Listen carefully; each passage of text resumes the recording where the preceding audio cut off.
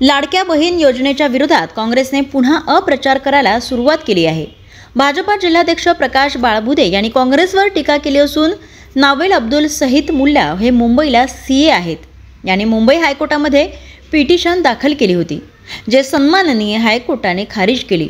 आणि अनिल वडपल्लीवार ज्यांनी नागपूर हायकोर्टामध्ये 1-2 दिवसापूर्वीच पिटिशन दाखल केली। हे कोणाचे मानस आहेत जे राज्याला सांगायची गरज नाही।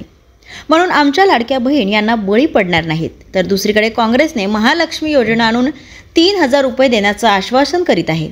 तर हे कुठलं दिवाळखोर करणार आहेत हे यांनी जनतेला सांगून द्यावं, असा आरोप भाजपा जिल्हाध्यक्ष यांनी काँग्रेसवर केला आहे।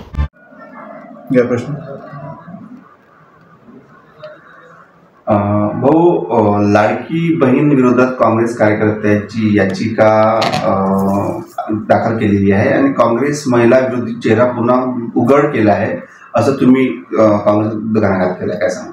होय, नावीद अब्दुल सईद मुल्ला हे सीए मुंबईला यांनी पिटिशन फाईल केलं होतं मुंबई हायकोर्टामध्ये, जे सन्माननीय हायकोर्टाने डिसमिस केलं।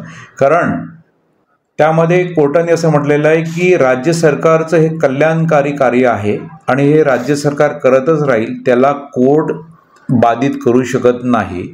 आणि अशीच पिटिशन काल परवा अनिल वडपल्लीवार नावाच्या व्यक्तींनी नागपूर हायकोर्टामध्ये फाईल केलेली आहे।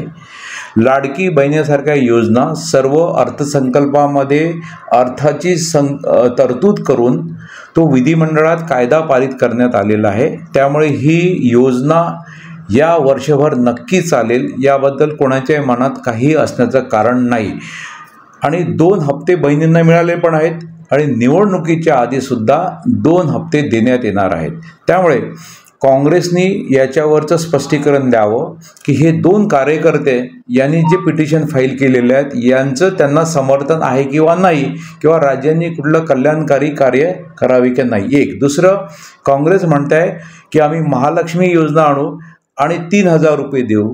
तर जेव्हा आम्ही 1500 रुपयाची ही योजना आणली तेव्हा काँग्रेसच्या नेत्यांनी म्हटलं की हे सरकार राज्याचं दिवाळखोरी करण्यासाठी ही योजना आणली। जर मग 1500 रुपये जर दिवाळखोरी निघत असेल तर 3000 रुपयात काय होईल, आता कुठून पैसे आणणार ते? त्यामुळे पुन्हा काँग्रेसने अपप्रचार करण्याचा प्रयत्न केलेला आहे। पण यामध्ये आमच्या लाडक्या बहिणी किंवा वीज सवलत योजनेचे आमचे शेतकरी बंधू आता या अफवेला अपप्रचाराला बळी पडणार नाही, कारण खटाखट सारखी योजना त्यांना माहीत झालेली आहे।